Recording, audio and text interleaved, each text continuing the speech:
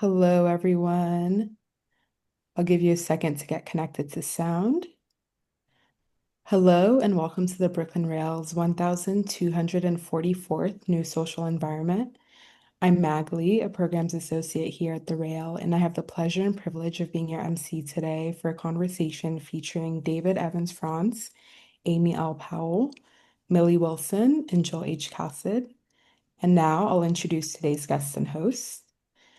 David Evans Frantz is a curator based in Los Angeles. He is executive director of the Claire Falkenstein Foundation and curator-at-large at the Palm Springs Art Museum, where he oversees the Q Plus Art Initiative on LGBTQ art history. Amy L. Powell is a curator and writer based at the University of Illinois Urbana-Champaign, where she is curator of modern and contemporary art at Krannert Art Museum and curator of campus arts research in the Office for Arts Integration. Millie Wilson is an artist and teacher who lives and works in Austin, Texas. Wilson's practice encompasses a variety of media and incorporates modernist and minimalist traditions alongside postmodern strategies that use humor, parody, and recontextualize objects and imagery to question stereotypes and conventional ideas involving sexuality and gender identity. And our host today, an artist, theorist, and historian, Joel H. Casid holds the appointment of Professor of Visual Studies in the Departments of Art History and Gender and Women's Studies at the University of Wisconsin-Madison. Casid is bringing to completion Doing Things with Being Undone in the Necrocene, the first part of a two-book project on form at the edges of life. And we're very lucky to have Jill as an editor-at-large for the Brooklyn Rail. And with that, I will hand it over to Jill to kick us off. It's so exciting to see so many friends, colleagues, comrades in the Zoom room today. I would like to begin with a personal acknowledgement. I'm the granddaughter of Jewish refugees. My great-grandmother was taken on the transport of Jews out of the Baden region to the Gors concentration camp in southern France. As the descendant of dispossessed Jews, many of whom did not survive, I refuse the weaponization of my grief and losses as fuel for the Israeli state's genocidal war machine, condemn the assaults on academic and journalistic freedom and the double standards with regard to boycotts and sanctions. And in their names and my own, I am with Palestine still, in not just calling for ceasefire, but also naming to dismantle the genocidal apartheid regime of our time, and doing so as a praxis of love. I'm joining the Brooklyn Rail's New Social Environment and this Zoom room from the unceded territory of the Ho-Chunk Nation without material consideration of land back, the right of return, reparations, and abolition of the carceral state and colonial occupation. Acknowledgement is, of course, never enough, so we commit to praxis as well. It is a thrill, frankly, the realization of a dream to be in conversation today with Millie Wilson, an artist I have adored since I first encountered her work in the 1990s. And to share this conversational space with curatorial forces, Amy L. Powell and David Evans Frantz, as we look together at the career retrospective exhibition, Millie Wilson, the Museum of Lesbian Dreams, organized for the Krannert Art Museum at the University of Illinois Urbana-Champaign, and the accompanying catalog publication. It's a real beauty, including this red top in faux velvet on the cover. So it's got tremendous tactile appeal, as does all of Wilson's work. I was really honored to contribute an original essay to that beauty of a catalog, an essay called Lesbian as Method. The exhibition, for those of you who may have missed it at the Krannert, will open at the Luckman Fine Arts Complex at Cal State L.A. in Los Angeles, running from October 24th, 2026 to April 10, 2027. And for those of you able to travel to Berlin, I wish I were going. We also want to call your attention to the upcoming two-person gallery exhibition, Archive of Affections, Lesbian Legacies, #2, that features work by Tiona Nakia McLauden, alongside work by Millie Wilson at Scherben in Berlin, that's running from September 11 to October 19 of this year. The Museum of Lesbian Dreams, the title chosen for the exhibition at the Krannert, is taken from that of Wilson's ongoing project as projection, a sly counter institution that poaches aspects of the apparatus of museum exhibition, signage, and display to offer propositional wayfinding through the cracks to the anywhere. As Wilson puts it, the Museum of Lesbian Dreams can be anywhere. This is making a lot of people very nervous. While the anywhere possibility or threat of the Museum of Lesbian Dreams may play with the trigger, turning around the ways in which those of us deemed undesirable, sick, monstrous, the crips, perverts, queers, trans, racialized, migrant, aged, are subject to more than just the fraying of our nerves.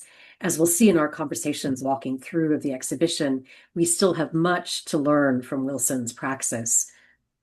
Camp, burlesque, tragicomedy, bump, grind, assemble, juxtapose, cut up, crack, drape, slip through. Wilson's art of material trespass brazens the mad and bad beauty of the unrepentant aesthetic criminal who dumpster dives into the trashing wrought by global cis heteropatriarchal racial capitalism and its killing ableism to reset the scenes of our trouble.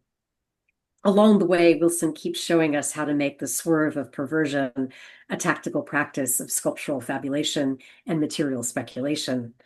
I can't help but remember the electric charge of my first encounter with the audacity of Wilson's making material of the powers of the exclamatory fabulous, making it up, at once large, louche, lush, and yet meta-reflectively winking and conceptually cool out of the residue of those things, discourse, material culture, art, that, as we say colloquially and in mock disbelief, you just can't make up.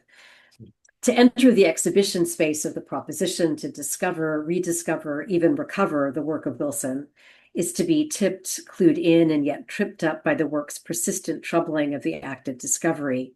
It's ultimately to make the life of art and art as a life we were never meant to live or have. Make your own museum. Confront as you slice your way through while taking up space with your pathologization as deviant, porn trope, a figure somehow always already clinically depressed. If we take the hollow of absence of affect, energy, capacity for movement as not or not only metaphor.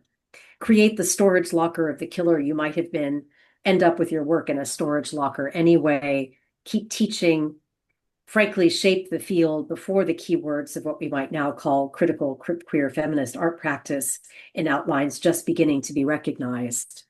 Refuse recognition, keep troubling, make us feel the frisson of the jokes for which we are for once not just the butt, not entirely taking the fall. And yet, in re-encountering the work of Wilson, I find myself taking the fall anyway, in taking in what still pierces in the extraordinary endurance exercise of voluptuous wit it takes to make out of the absence that is its own perversely barbed and often punishing presence the exercise of its own art of losing.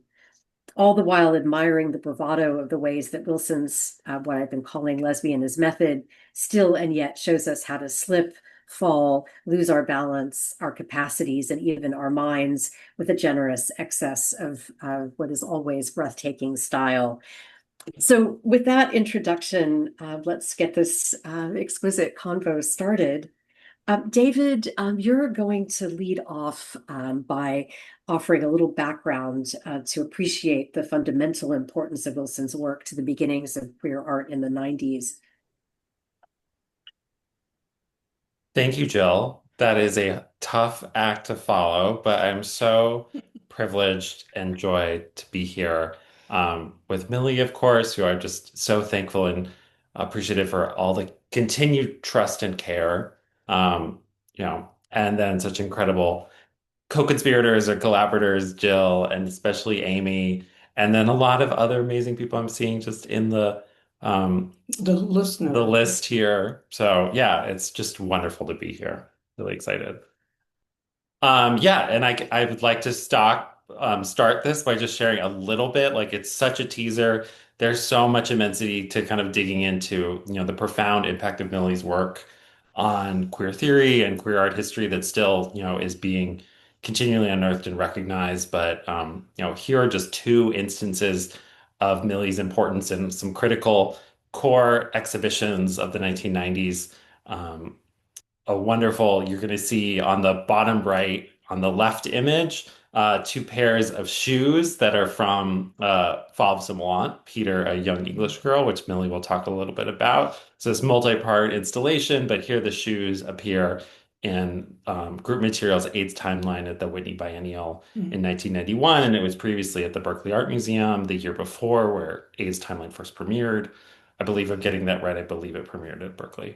Um, and then here again at Berkeley on the right in the phenomenal inspiring show in a different light organized by Larry Rinder and Nayland Blake, which for me also just not being someone who experienced that show, only know it through some really um, less than ideal installation images and the catalog. It continues to be, such a profound um, exhibition for, the work that I do and so many others. So that's just like one way of looking into Millie's like impact and historically in this moment that gets explored in the exhibition. On the next slide. And here's just like a number of things, we that came out through the research for the exhibition and to digging into Millie's archive, which Amy also participated in many times. There was Jill, you mentioned a storage unit at one point. Me and Amy were here in Austin, Texas, with Millie, pulling out the boxes and digging in and just having and such an incredible and illuminating time understanding and seeing everything that was coming out. So here we have on the left an article in the Bay Area Reporter where Millie um, appears in the newspaper alongside Nayland Blake and Jerome Kaya about a show that was happening then. So like what a trio, amazing trio that I wish I could have been there for. Millie here in a portrait by Laura Aguilar in the middle. And then this one document, which I just absolutely love, among many of Millie's course readers that she assembled for classes at Cal Arts, where she taught for 29 years. This, a course on drag and dress and performance. And it's, these all it seems like Millie's courses were theoretically dense. So it's a big, thick course reader. But I'm so inspired by but it's so fun too. It's like it's such, I love how the course reader is also you're combining really dense theoretical texts about queerness at the time that are just coming out, but then you also are photocopying zines Yeah. and other piece of things from like the gay press at the time. So it's such a collision of cultures, and to imagine that being taught, as it's happening is really profound. Mhm. Thank you. I had fun. I just wanted to keep myself entertained. And basically, I would just try to figure out what was going on in the Zeitgeist with grad students mostly, and also what I was interested in. And culturally, that just presented itself. So it was fun. And the having fun is a really important part of all of this for me. It's playful. And I didn't set out to make the Museum of Lesbian Dreams. I just made Peter a young English girl and then made a couple of other pieces and it just kept going. And I haven't really put brackets on it in terms of ending. Maybe it has ended, I don't know, or I'll just keep, finding more things to be playful with. Should we jump into the Museum of Lesbian Dreams with that? Yeah. Oh, I think we should. Yes, and may it not end, please. So this is the kind of one, all of the installation images we're going to be sharing are from the show that was on view at the Krannert Art Museum, that closed in March of this year. Um, this is we're going to lead through the kind of sections of the exhibition, which are also reflected in the sections of the book, and talk about some key works.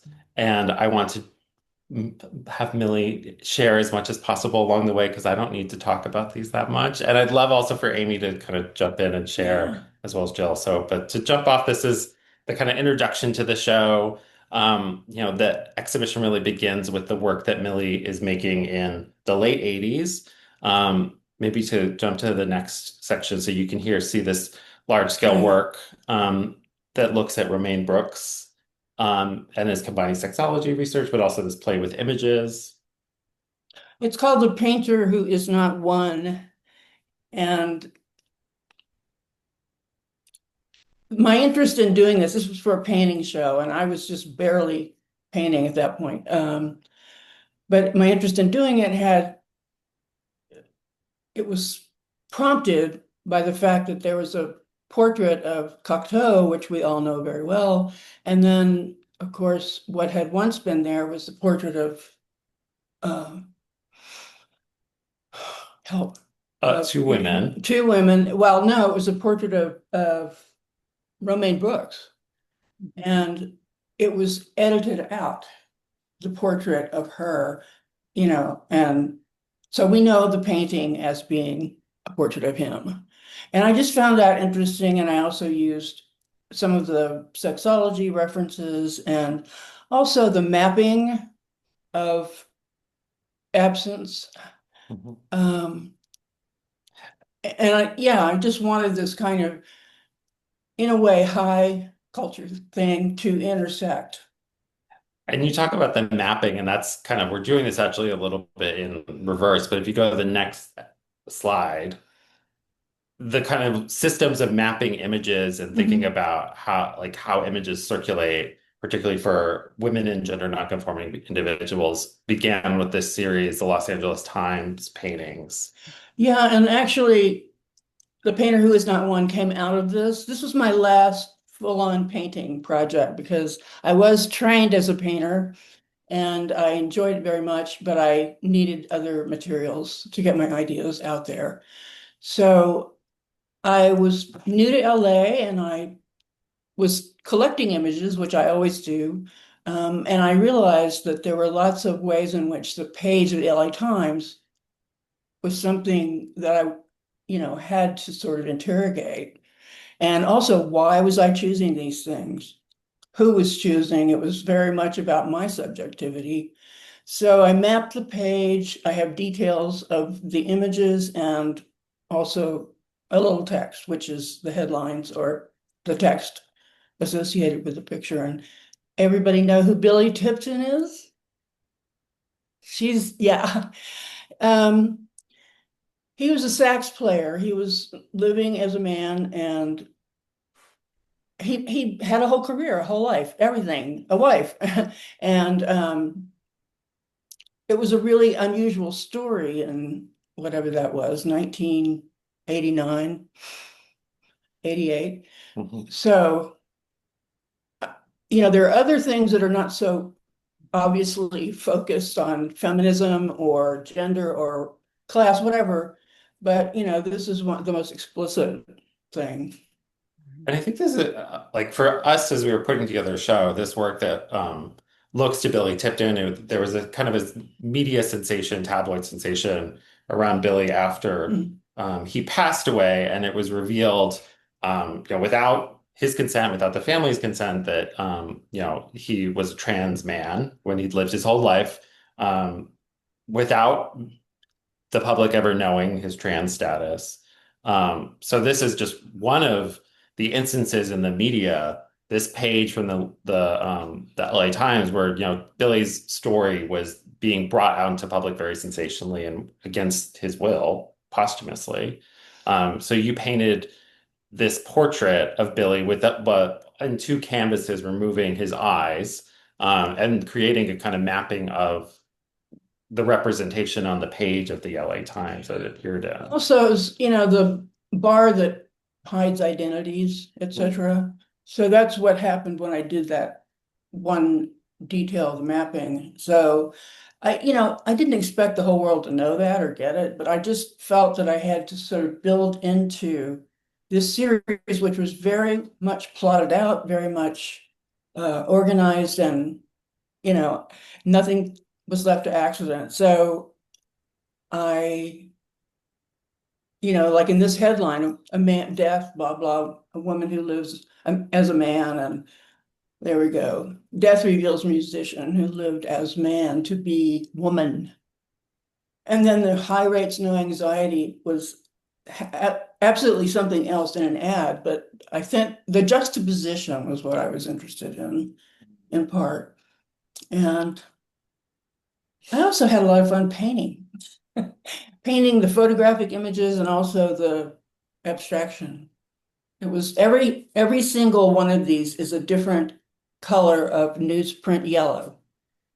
So, and there are 29 of them, 27 or 24. I can't remember anymore how many, but we can go on. Yeah. Yeah. We loved this as an opening room to the exhibition, I'll just say, because, I could sort of prep students and audiences that there might be one more painting in this current gallery we're walking into, but, to sort of set up the history of postmodern theory's engagement with painting as a system, but then you're also inscribing yourself and the lesbian and queerness as figures and appearances into the history of art. And we loved, yeah, it was a great first gallery, I'll just say.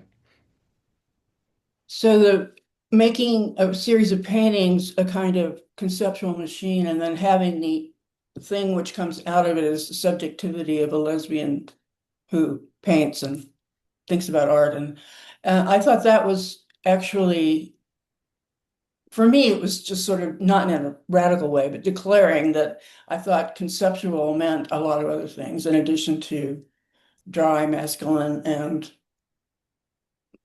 truth to materials and the whole thing. I didn't feel that limited by those things.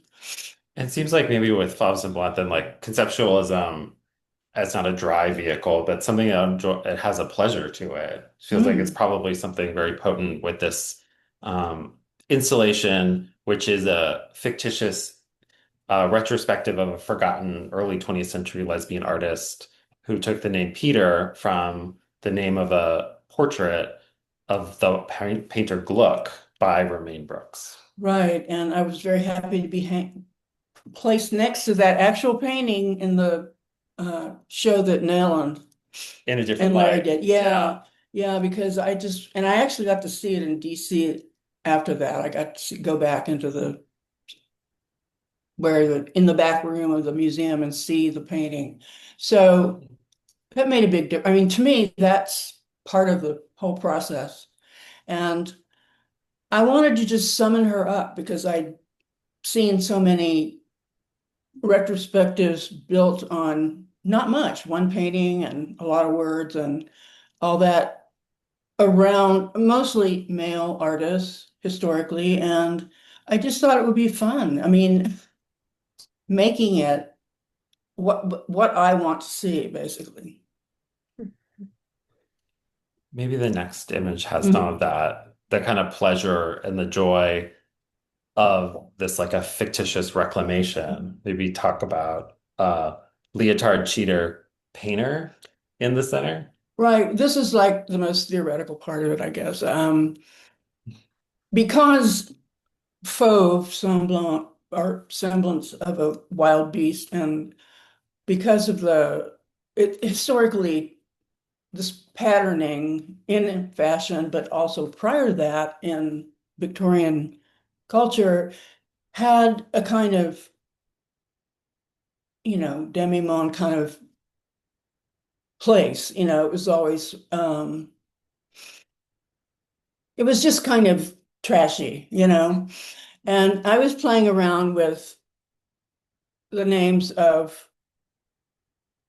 for example, Lyotard, who was Francois Lyotard, who was a writer and theoretician, and also the semblance, which is the fabric, and then the painting, which is, all these little pictures of girls instead of spots. So, I can't explain how I got there. I can just say that, it was about playing with available information. And for just to explain the images, so the work on the far left is in a cheetah painting or cheetah pattern, but it is actual leotard stretched over a canvas. Right. And then you have a photograph in the middle, which is the cheater. And then the painter is the painting with the small silhouettes. So I think it is like you said it's like one of the most densely theoretical parts of the installation. It's also in some ways the most kind of wild and joyous and you don't have to silly in know some all that. ways. Yes, exactly. I mean, the animal print thing was just so, in the 80s, it was just huge. And there were so many things being said, theorized about it and all that. And I just thought it was an interesting thing to make use of. And this was an installation first installed at Lace in 1989, is that right? And it was very particular in terms of how the work would address us in space, the mirror placed opposite this teal wall. And so this was one of the key, which we're seeing a little bit here. So you're seeing the reflected photograph of Peter and the blue wall. So this was one of the key installation elements of the entire exhibition, was to figure out how this would work similarly at Krannert Art Museum. And maybe it also, bears repeating or stating also like so much of this work, really unfortunately and sadly and like unjustifiably hasn't been seen in many ways since the periods in which it was produced. And that's partially, the absences of queer art history from public view. Also, it speaks to in some ways also I think about the voraciousness of your making during this period as well. Like you made so much so fast, and it was one show after the other where you're constantly making new installations and experimenting in new exciting ways. It was, and everything just lined up. I mean, there were a number of things that had to be possible for me to do that, so, excuse me. Moving on to the next. Yeah. Yeah. And here you get a kind of big wider view. Oh, there you go. And this is images of Peter's clothes. And I mentioned the shoes there on the bottom right, which appeared in the AIDS timeline at the Whitney. And these are all things that I had, excuse me, cane and 20 sunglasses and bow tie and etc. So I just thought, let's make a formal, if someone wants to know what makes her who she is, here's the costume. And these are museum style text labels on either side of this arrangement and by the other objects as well. So lesbian becomes a kind of playful, lesbian and Peter get discussed as a kind of anthropological subject. But that voice and that address is always very playful. Such a landmark work of institutional critique, as we said on the text when one walked into the room. And it was everywhere. It wasn't just one institution. The Museum of Lesbian Dreams critiqued all of them. Okay. I'm just kidding. But yeah, this was my first opportunity to kind of work out something that considered all these different intersections: painting, sexuality, queerness, femininity, display, presentation. So I was really happy with how it worked out, and that Lace made it possible for me to do that. Absolutely. And also too, just a lot of anti-imperialism, anti-racism. I mean, the intersectional art history is, I don't know, it might have been born in this room. Oh, thank you. But it wasn't, but I was trying to engage all those different race, sex, class, etc., because I was thinking a lot about it. So, and mostly all those rich girls on the left bank, they had a different story. So yeah. And maybe that's also part of the slipperiness of Peter's story that's told through some of these wall labels is there's these intersections with Romaine Brooks and Gluck and others, very wealthy, independent women on the left bank in Paris in the 1920s. But Peter is also very much, positioned as a working class individual. There's some things that intersect, there's some things that also imagine a different history. And also kind of the slipperiness between Peter's biography and your biography. Right, and also having a biography which is full of contradictions. That was what it was. My point was, you can't settle here and think that you've got the story. You have to keep oscillating back and forth. Want to go to the next image? Oh, and that was Peter's, I mean, last palette, and um, the picture of the Peter as a young girl on the tractor is actually a picture of me. My father was a farmer at the time, and I painted the last painting using aspects of Gluck and Brooks's painting iconography.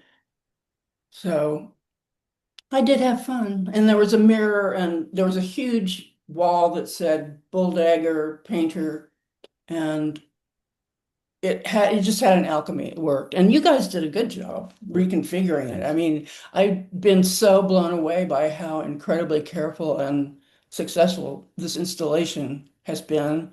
And, you know, I feel like I've been known, I've been seen, I've been understood. I'll just point out in that last image just quickly, her last palette is on this beautiful wood grain. That's going to be another theme that continues throughout some of the work in the show. And it's a photograph of a palette, so it's not an actual palette. Her last palette doesn't have any paint on it, so. Your tongue-like. Okay. So in the kind of continuing work through the show, and Krannert galleries also, I feel, were really like made for this show in some ways. There were all these intersections and diagonal walls that created an environment where it wasn't the white cube as usual, and also as you were passing between rooms, you also often got glances across the exhibition, which made it feel very cruisy and sexy.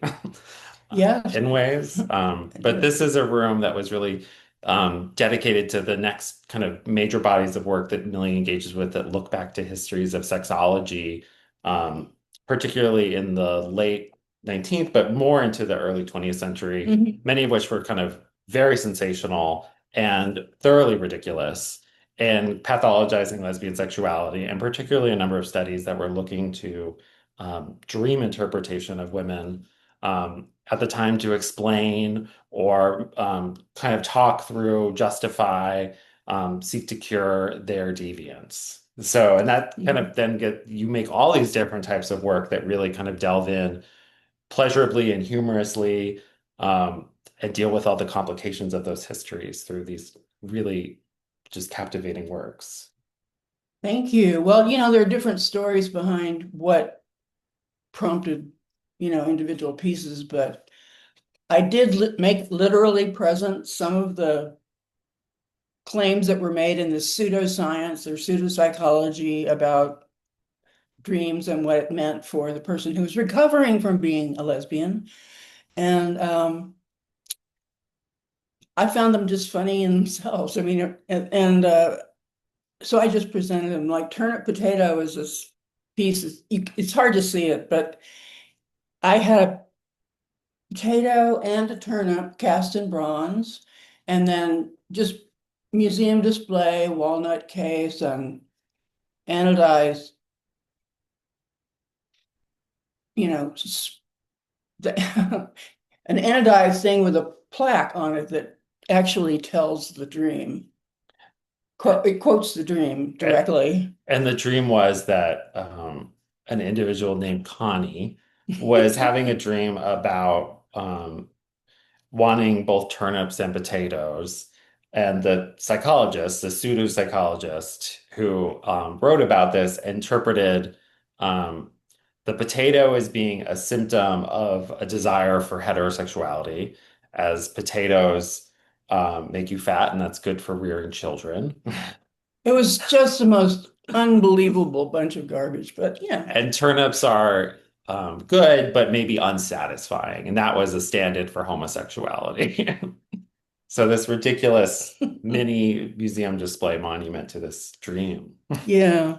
And that's true of, well, the Neon Sign is actually another book title. Sure. Lust Has No Mercy. And that was my minimalist version of it, of the, book title. So it's just there's so much here. I'm not even sure how far to go. Should we talk about merkins? Can we go to the next slide? There we go. Who's Gladys? Well, the first one I did actually was a white wig because I had seen in the sexology books this section called the Gynecology of Homosexuality, and there were all these drawings done by these pseudoscientists of women's genitalia, all the women who are homosexuals, and they had names under them. And then I saw this reproduction of periwigs. Hogarth. Hogarth, yes. And it was sort of like they were side by side in my mind, and I realized that the history of the wig in terms of the patriarchy and also just the whole thing about hair and genitalia, and it just was so deep in a way. And I just thought, let's see what happens when you use those as ways of constructing wigs. So I did a few of these women, Gladys and others. I think a really exciting thread as a curator of this project as well is I would call it when students were in the space art history in action because yes, we were in the storage unit. Yes, we were driving boxes of archives all over Austin looking through things. But many things like Dear Gladys needed some zhuzhing or needed some care or needed some refabrication. So in this particular instance, being a university art museum, let's call the theater department and have a wig mistress come over. I know in the past, Millie, you've worked with drag queens to kind of do the zhuzhing and care work. And theater departments. I And felt really good about calling them up, So um, go ahead, sorry. but there was a lot of sort of looking through your notes for dimensions, for precise colors, and finding pathways to remake certain objects, which was just really thrilling. I kept really good notes. I was surprised. And I was surprised I still have them in a way. David was really, and you were, both of you, patiently going through all that stuff, which might not have been so easy for me to do, but you pulled out the most important stuff, and it's really obvious in this installation that you got it. You figured it out. Such a delight and pleasure, but also, the kind of conceptual frames of a lot of this is how much you worked with fabricators and you developed relationships and, to get a certain seamless Mhm. look, to have the play on big M minimalism or, Mhm. certain kinds of scale and things like that. So it really reflected you as well as a thinker and a maker. Well, and I mean, Los Angeles is just, you can have anything done. The costume shops first got me going, and then you just have to you don't have to go out and find major art fabricators. I didn't. I just worked with people who had little upholstery shops on La Brea um, and I found that to be interesting. And I actually, a lot of these people found working on these pieces to be a relief from their usual production. And then I think the next work is The Language of Dreams. And I know this is a special, Jill writes so wonderfully about this work in the catalog. Yes, she does. Oh, but it's also just so richly hilarious. And the way that you take the invitation of their reading these dreams so as we say now, literally, to then take that as an invitation to make it literal. The delightful pink drawer with the rhyming with drawers, as in underwear, and then the measuring device inside the drawer. Anyway, just so good. I really, as soon as I read that particular bit of pseudopsychology, that just came into my mind. It was because it was so literal.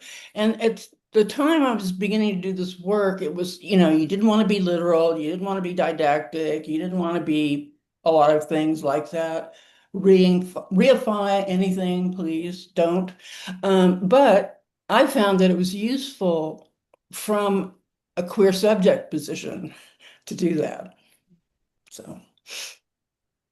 And this maybe applies, you've talked about this before, but like you were also making work about lesbian pulp at the time. You mentioned the sign, Less Has No Mercy. That there was also a kind of reaction to among actually more kind of academic queer theorists at the time were like not interested in this work, that thought like, oh, this is drudging up a very embarrassing history or something tawdry. I'm Yes. curious. Well, I did a presentation about the work at some point, I don't know, early 90s and at College Art.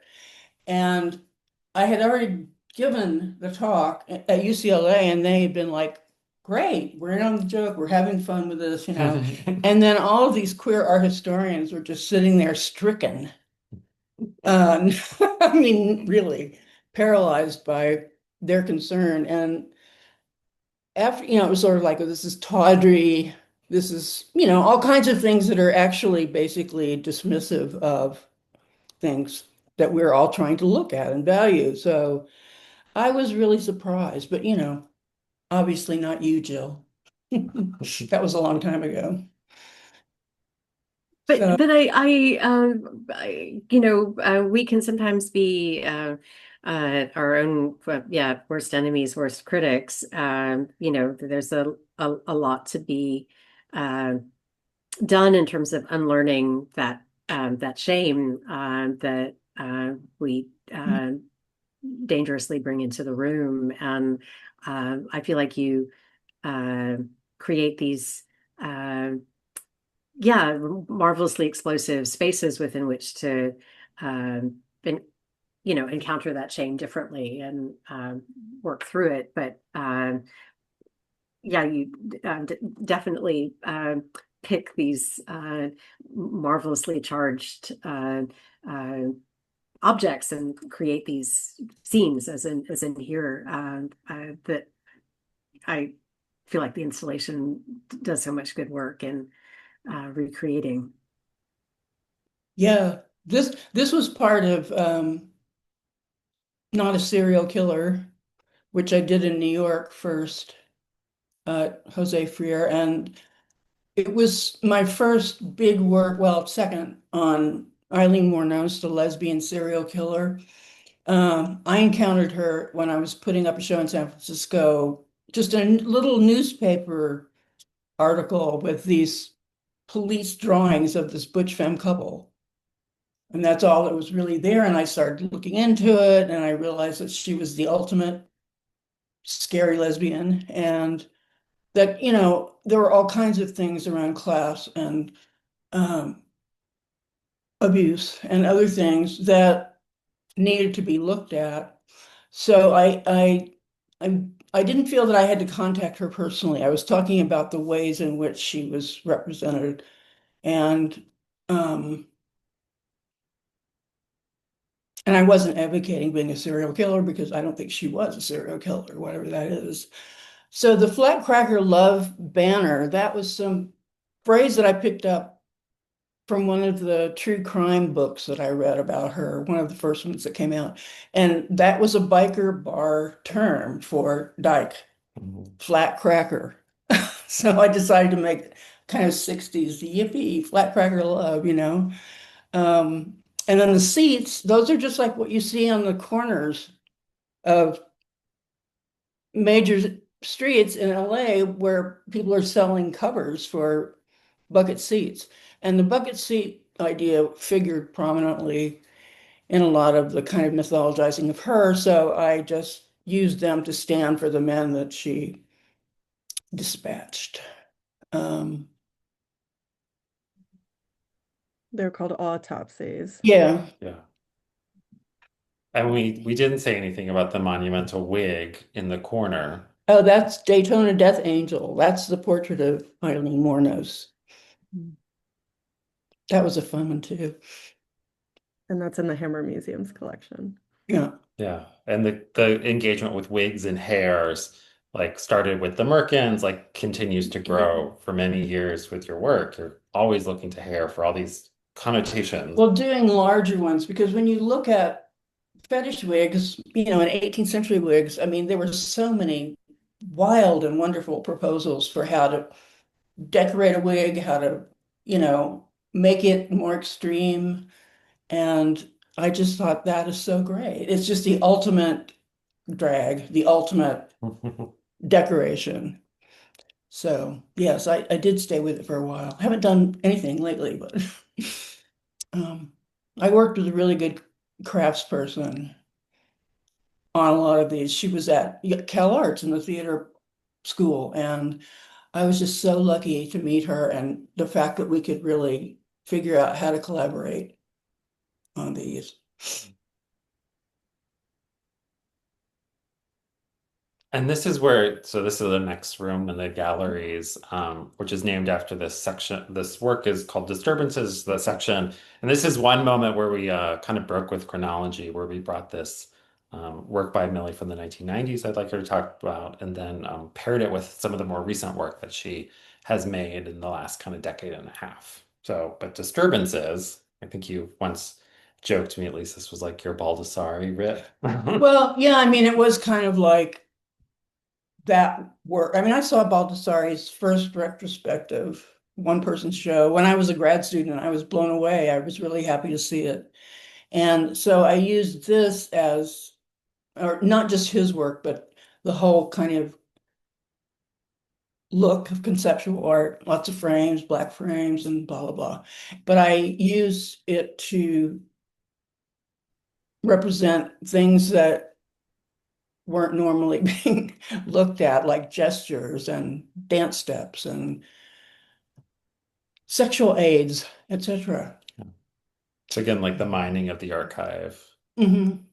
Yeah. And then maybe the next one with the light boxes here, where you're kind of continuing to mine a kind of mid-century archive of images. Hmm. This is an interesting, this show, um, I'm not here anymore, but I'm fine. It was an unexpected opportunity to do an installation. It wasn't, I mean, it was, of course, informed by everything else I've done, but they had terrible lighting. And I thought, oh my God, what am I going to do? I can't have work under these conditions. So I made light boxes, and I made a number of them based on mid-century, mostly advertising, but colloquial, family photographs. And and then I had a piece, well, maybe you've got an image of it. There was a cage, a large cage with a lot of glass in it. So it had to do with glamour but there were hints of everything that I address, the isms. And it just made me really happy. I had a huge archive of photographs that I'd been working on, and it was a good chance for me to like formalize the relationship among all of the different genres of photography. 26,000 photographs, folks. So maybe the next one. Yeah. So here's one of them you can see kind of more in detail, which is, you know, a vernacular photograph you source, but it's also so surreal and odd and bizarre. So it definitely feels engaged with your work. Well, people actually played with the camera Mm. uh, before they started getting self-conscious about it. And so they would do all kinds of things, including cross-dressing. That was a big deal. And humorous, just visual jokes. And I found that kind of un-high art playing with things really interesting. So I used a few of them, and it is very surreal. I mean, surrealism was looking at this very thing anyway. So,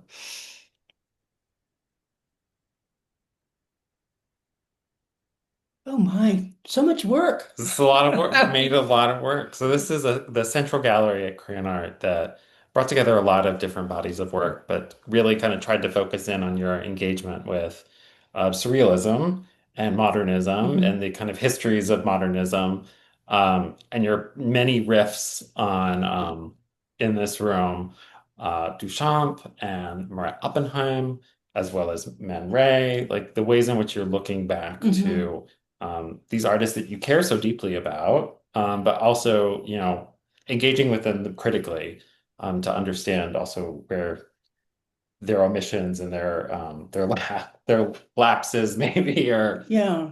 finding yourself within it too. And yes, trying to have humor in it. And this is called Monster Girls. I was just still thinking about the faux animal woman as wicked and kind of creepy and gothic. And so I just had a lot of different items from really expensive to really inexpensive things stuffed, and kind of made them figurative and just made a pile of them. Because I thought it looked like a kind of nice pile, you know. I would jump in that pile. Um, It's hard to resist not. yeah, playing with it. Anyway, could you? I'm running out of. Oh no, let's keep going to, I think, is Lee's Locker next? Yeah, I wanted to mention. Oh, we could do Red Top first though. So Red Top is um a pun, or a forgotten term for a woman who only dates blondes. Right. So this is uh, a cutout with a velvety kind of cover on it, where you're playing with the silhouette, and obviously the silhouette has all these different connotations within a history of modern art, particularly. Mhm. Duchamp made many works that played with the silhouette. You made a poster that dealt with the silhouette of Gluck that was kind of facing off against Duchamp.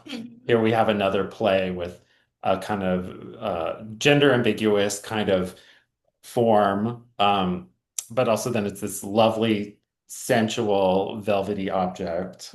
And it's a ready-made. Mhm. That's what's amazing. That, I didn't find that many things I could use without assisting them in some way, but these were just display items, and display was a very big deal in LA, it still is. It's just sort of like I could just go in there and imagine doing all kinds of things with the apparatus Mhm. of making all of these beautiful commodities attractive even more so. So I just loved it. It's also like the book cover of Le Garçon, which is about boy girls, which was a very old book, and it had a profile like that. It's an androgyne. It's a way of having it both ways. Mhm. And even the other night, I was at your apartment and picked up the book on vintage mannequins. Hmm. So that, like, interest in, obviously mannequins have all these different connotations with surrealism, but you're also looking to display in all its histories as well. Hmm. Even as you're not like kind of maybe making work immediately. There's no mannequin work, I guess, but there are monster girls. Well, they're probably semi-mannequin There are. and in something blue, but Yeah. yeah. Okay. And then the next one, Lee's Locker. Um, So this is an installation that you produced, imagining the storage locker of Eileen Wuornos as the objects were made by Duchamp, MD, Brett Oppenheim, MO, and Millie Wilson, MW. So this is just kind of packed full with so many riffs on all these canonical surrealist objects that you're Mhm. then twisting to your own devices, and then to play with the sensational representation of Warnos at the time as this, like, all, as you said, like the ultimate scary, deviant, threatening lesbian in popular culture. They shed a storage locker, and that was used as proof that she really was a serial killer. But of course, she wasn't taking trophies. She was just taking things that were valuable because she needed them. But um, so I just wanted to imagine this is the size of her cell in Florida, and it is about her storage locker. And I tried to have all those things intersect in a way that still had some implied violence and, not heavy-handed. Well, that's kind of heavy-handed. There were some metal pieces that were very threatening, but The cage has a bone saw hanging in it. yes, and the table up on its little tippy toes there is a. Can we go to the next slide? We have Oh, we do have, yeah. okay. It's a rawhide chessboard that has faux hair. Can you see the L? I was just playing with, making it personalized for Lee and lesbian and other things. And also the thought of when your palm is hairy, there's some problem. That's an old one too. It goes way back. So if you have hair growing in the wrong place, watch out. Okay. And it's called Bride. And the Duchamp depths of references as well. Yes. Also the red door leaning up at the entrance. Oh, Well, this door, you Kelly can't see it, but it mimicked the doors at Cal Arts, I have to say. I'm not telling anything that I've told anyone before, so it was the same kind of red orange heavy door with a steel handle that was wrapped in mink. So you just have to imagine what that. Yeah. So it was just kind of queering some little aspect of my teaching life and institutional life. And that's like, again, like I said, like the kind of slipperiness between Peter and you, and like the plays on Eileen, but also these references to your work in your life, even if you're not, at least at the time, we're not making it. It wasn't part of the press release. It wasn't something you were talking about. Right. But this little like drop that like, oh yes, this is the same red as the Cal Arts doors in the art department. Yeah. Some things, well, I had to have some place to put some of that stuff, so. Okay. And then this is really the last. We were so fortunate to be able to recreate a number of these installations. And this is the last big one that we recreated, Something Blue, that was first realized at Matthew Marks in New York in 1998 and then restaged at the Hammer in 2000. And plays with all these different connotations of blue, the blues, blue as depression, blue as having all these connotations with a whole history of Twilight. I was going to say this history within fairy tales as well that you delved into. So like really playing with all these different, and obviously also the title itself is also a play on a bridal wedding tradition with Something Blue. So I wonder if you could talk a little bit about the Something Borrowed, Something Blue. Yeah, a lot of the background was pretty intense, but I wanted to somehow reflect on all of those things using some of the more recognizable things like palettes but I put this together differently. It's very fragmented. It's very well, it's like when things come apart. That's how it felt. And a lot of the smaller images are just suggestive. There's a little wood slice, which has a knothole, and blue pussy willows, and other things to kind of suggest sensuality and a kind of austere memory of it. So, yeah, this one's harder there's my, what you might call it, mannequin sort of. Yeah.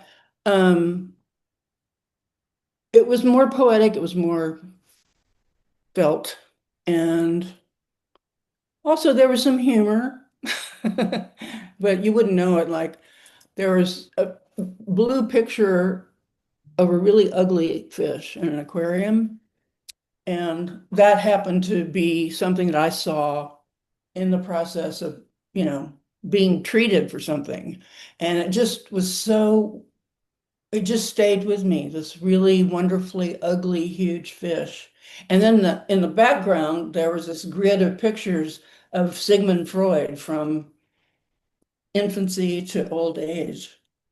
And that, I didn't do anything with the Freud thing, but I thought it was funny. And a cigar is not just a cigar. So, And then the final, oh, and then another monumental wig, White Girl. White Girl was part of this installation at Site Santa Fe. And I wanted it to sort of stand for the fact that white lesbians had been invited in to do this show that had something to do with lesbians in New Mexico. And, you know, I mean, the race and class stuff there is just profoundly severe. And so I actually found some of the very things that tourists use or got to decorate certain things. And I used the photograph of the Berdache Hopi woman who had a hairstyle that was both male and female.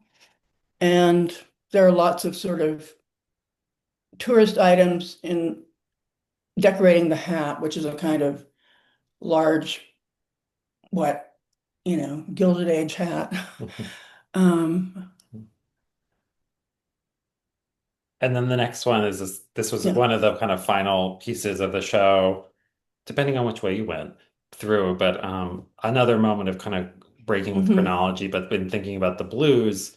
And you had been actually playing so much with blue as a tone throughout your work and all its connotations within modernism. But then this is also a homage to a friend and a student, Tony Green, who passed away from AIDS late complications in, I believe, 1990. 1990. So this is a homage and a remembrance to him, as much as it also is a memorial to a whole generation of gay men. Right. And the list on the right is a list of Victorian euphemisms for trousers, pants, or whatever. I mean, you weren't allowed to really say the word, so saying it was too vulgar. So there are all these like ineffables and unmentionables, et cetera, et cetera. And I used that reference because I was talking in the other text about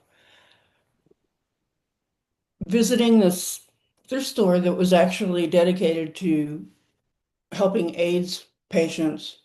And it was in my neighborhood, and I started shopping in there, immediately. And I felt that all these lives were being, moving past me as their families got rid of things. And I also found some great clothes. Being a dandy, I was thrilled, But it was also connected to Tony because he gave them his truck.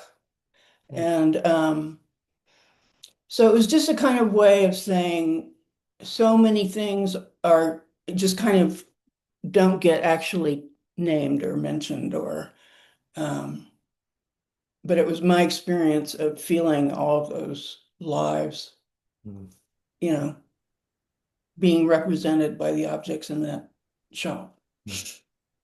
Yeah, like the arc, like looking, and that's a through line in some ways. Also, this like looking to untraditional or different archives, and to think of, the men's clothing, all these refined, dandy clothes that you are Yeah, finding at a thrift store as a archive of gay men's lives and the loss of the AIDS yeah, crisis.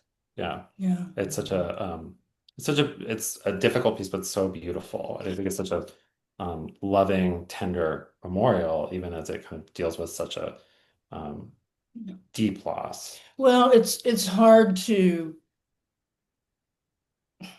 it's hard to even describe what the losses were like. So I just tried to make it enact that somehow. And this was also Tony used that particular blue Mm. in some of his work, and so that's why it is what it is, cerulean. Some of you may have also noticed in Something Blue, the sort of tall curtain piece, a really beautiful piece, kind of homage as well to Felix Gonzalez Torres.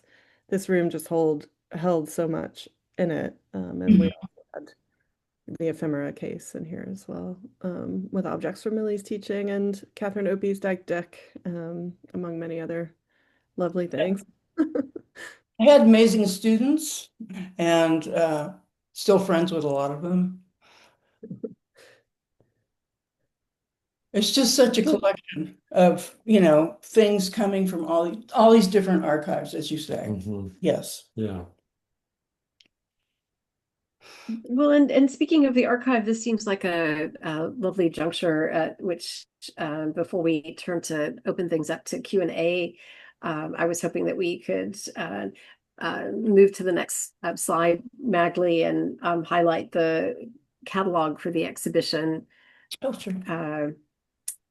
David and Amy, I was wondering if you would speak to this original publication that was supported by the Terra Foundation for American Art and the Henry Luce Foundation, as well as the Andy Warhol Foundation for the Visual Arts.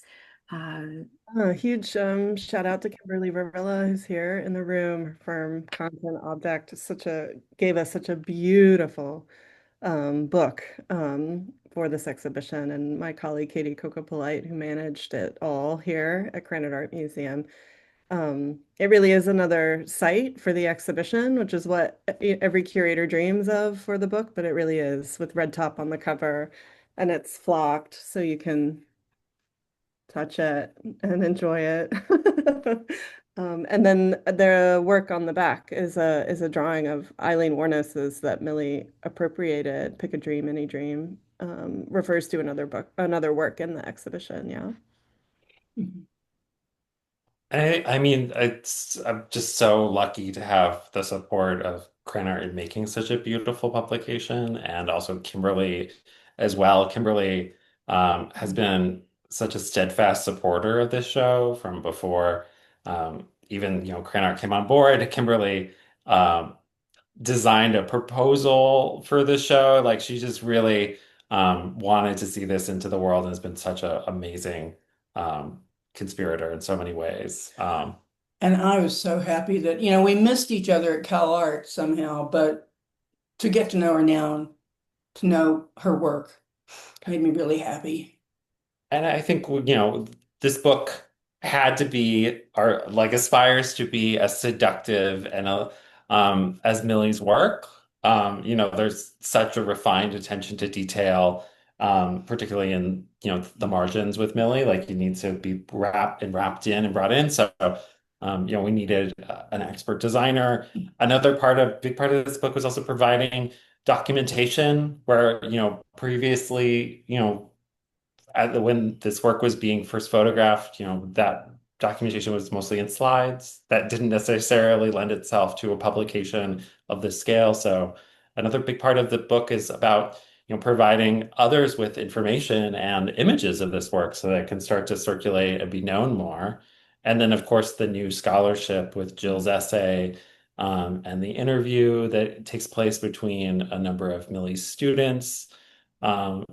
Is another way of, like, again, like, opening up this work to others who maybe I think will find themselves in it, even if they didn't know, and will, wanting to have Millie's work better known.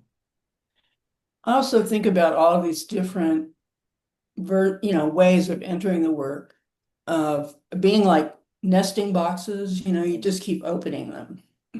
And I mean, to me, that was the idea of continuing to discover something in which you were engaged. And the show that did it for me was this show that Getty did about optical toys. And I'm really interested in puppets and optical toys. I have very wide interest, but I saw that as just this amazing attempt on the part, people who are making early mechanical visual things to, make a box of something that would simulate something for them. And so I like the way in which everything just keeps getting unfolded. Mm.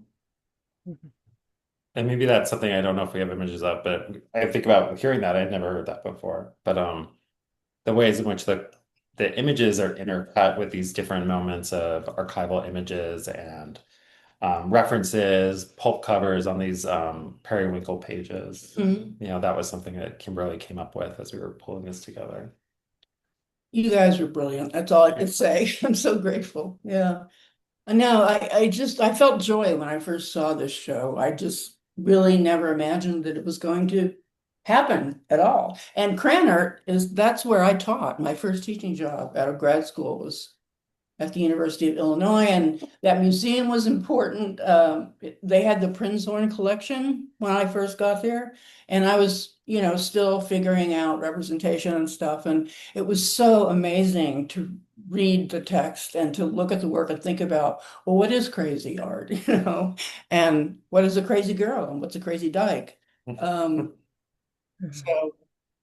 it has a, I mean, there's a lot of One of the motivating factors of the exhibition was that you did teach painting here from 1983 to 1985, and your pedagogy and all of the amazing artists and interlocutors who studied with you over the years, to sort of become your student. I was already a student of your work and a student very much of Jill's, so I recognized a lot in this work through Jill's pedagogy at Wisconsin, and to be able to recuperate some of that here at Illinois and tell those queer feminist histories of the art department, of what we had and what we didn't have, was really important to me as a curator. I felt my meeting people who were seeing the show and were interested in the show was really, really amazing. I couldn't have happened in 1983, but well, it's like the story you told me, Amy. I think you told me of these two baby dykes walking around and kind of finally saying, "Oh, this is kind of a sexy show," And I was like, "Yeah, I mean, Overheard. I feel Overheard. that it's erotic. I mean, there are things going on that is about knowing and being pleasured by that knowledge. So, yeah, errors of nature." You mentioned just not knowing if such a show could happen in the 1980s. And I want to give a shout out to college art museums, particularly Krannert, because it's not necessarily a given that even a show like this could happen today. I So know, it's really about the bravery of institutions and curators and to make thank this you, into the world. So Amy. Yeah. yeah, we need more and more conspirators in that realm at this moment. Here, here. Thank you, Millie. Thank you all so, so much. This was so wonderful. We have a few audience questions. There is a link in the chat if anyone wanted to ask a question. Please feel free to submit it and we will get right to you. The first question is from Lex Lancaster, and Lex asks, how do you think about abstraction as a potentially queer tool? Is the process of abstracting also a kind of drag for you? Well, I think it's a drag for everyone. I mean, it's abstraction isn't, it's not a purely formalist thing. I mean, I used it to signify color codes that lesbians use to identify each other. And, so it's part of the discourse of culture that things which seem abstract actually have a lot of significance. And also, I think abstraction is a beautiful idea too. I mean, I think that work has been produced under that, name. And I really did want to make little abstractions when I did the LA Times series. So, uh, guilty pleasures. Thank you for that question, Lex, and that answer, Millie. The next question is from Kimberly. Kimberly asks, the video of the interview with Robert Blanchin included in the exhibition really helped me. It's such an extraordinary archival piece. I never had the chance to meet him, but I felt a personal connection since I lived in the apartment just below his for 24 years. That was also the house with the gallery in the back where David staged a small exhibition of your work back in 2019. Watching Mhm. the video felt almost like a reanimation or a kind of lucid dreaming. Inside the Museum of Lesbian Dreams, it was as if the exhibition itself became a collective dream where current agents like the curators, writers, preparators, designers, and everyone involved in shaping the show were part of rebuilding the story. That was such a gift. It still blows my mind that the majority of this work was made something like 40 years ago, and how many lives, minds, hearts, spirits you've touched in these last decades. So my question is, if the Museum of Lesbian Dreams were recreated today, what new perspectives or voices would you feel compelled to bring in? Oh, I would have to interview a lot of really young people.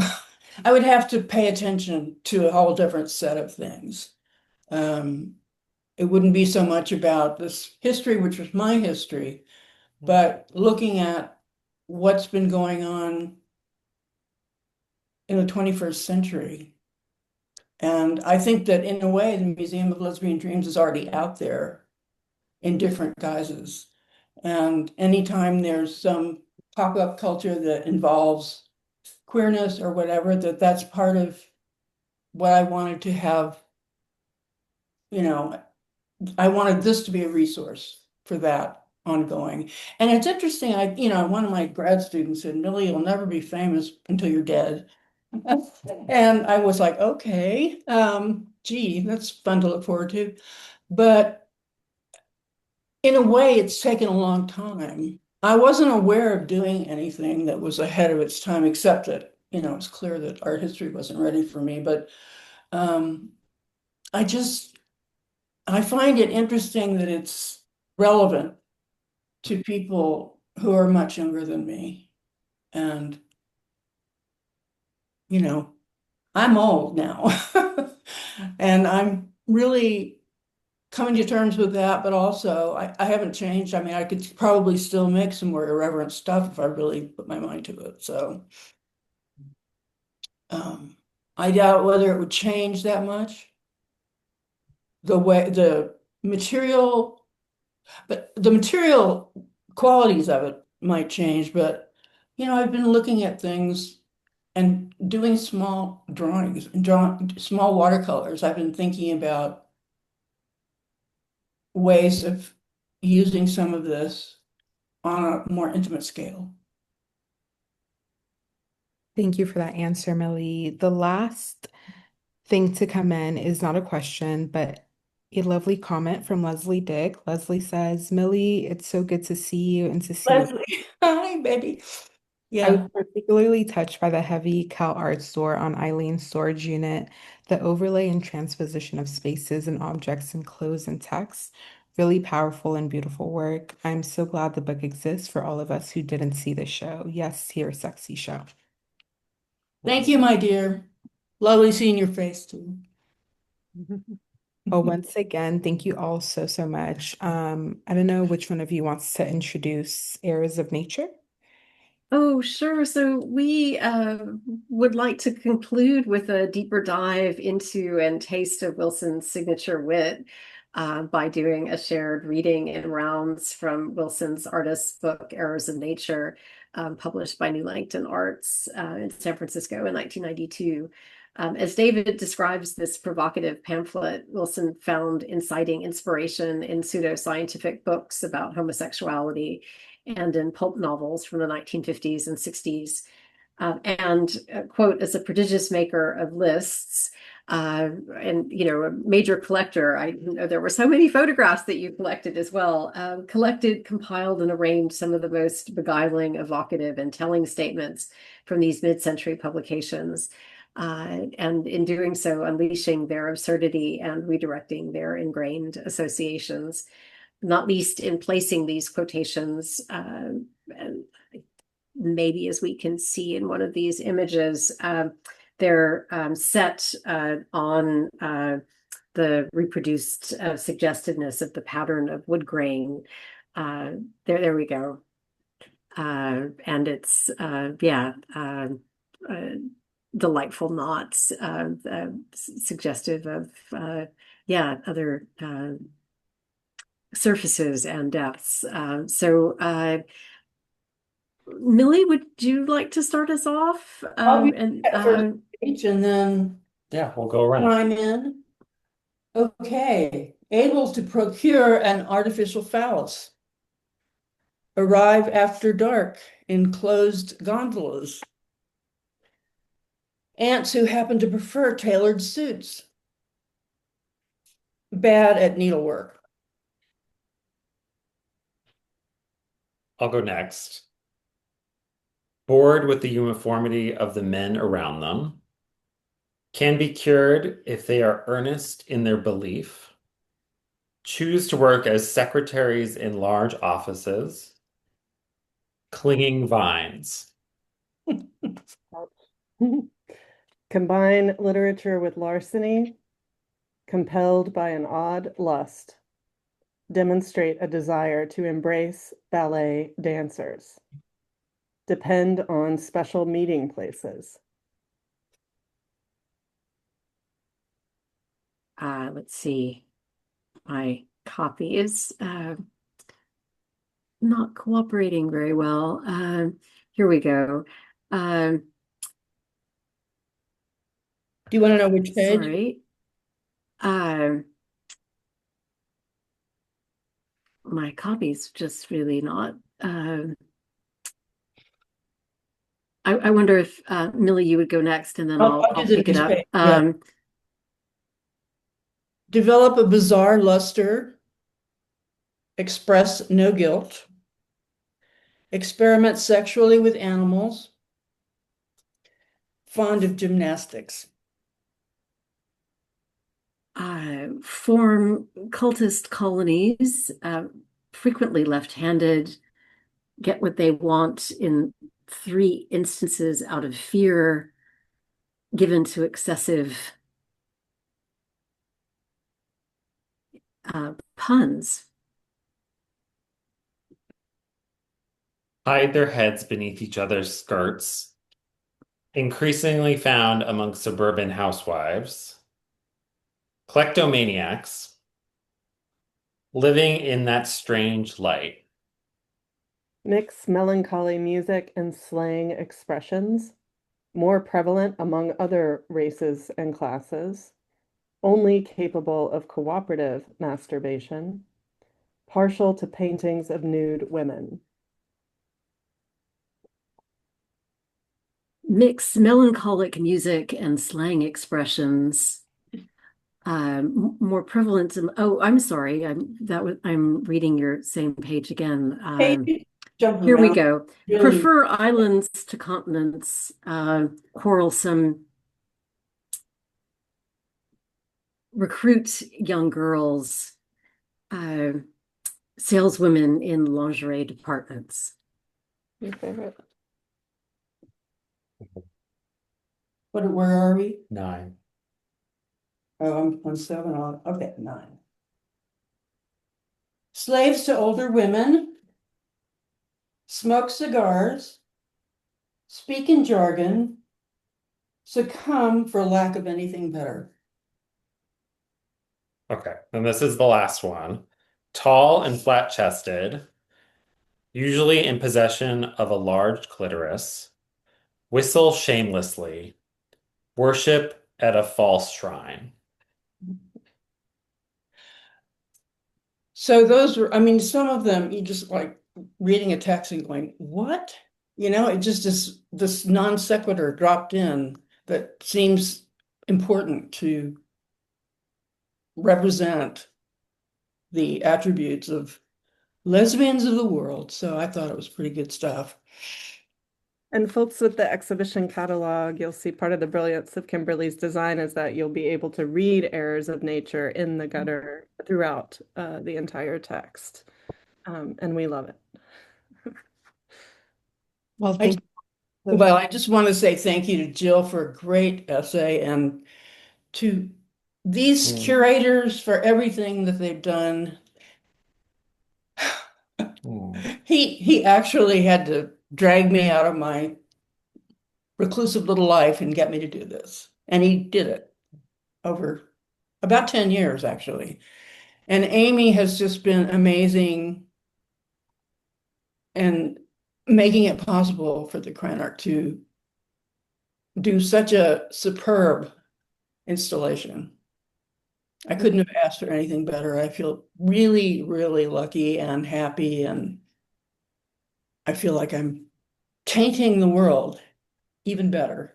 We're here for Well, it. and as it seductively folds out, yes, may your non-reclusiveness continue to. So excited for the next chapter at New Langton Arts. Thank you. Thank you all so, so much. Thank you, David, Amy, Millie, and Jill. Thank you, Evelyn from University of Illinois, Urbana-Champaign, for your support and preparing for today's event. We'd also like to thank the Terra Foundation for American Art and Tiger Foundation for sponsoring our NSE program and making these daily conversations possible, and for their support of our growing archive, which you can view on the Rail's YouTube channel. The Rail has been free and independent for 25 years. A donation directly supports our writers, staff, and operations. Support our work through the link in the chat. And if you're free, join us on Monday at 1 p.m. for a conversation with Khalil Robert Irving and Ajay Kurian on the event of EF3 plus E40 at Canada NYC. And as is Rail tradition, you can now all unmute and say hello and goodbye as you leave. Thank you all so, so much. Thank you, Brooklyn Rail. Thank Good you. work. Thank you. Lovely to Thank you, see Millie, you. David. Yay. Thank you. Just Thank you. Muchísimas wonderful. gracias.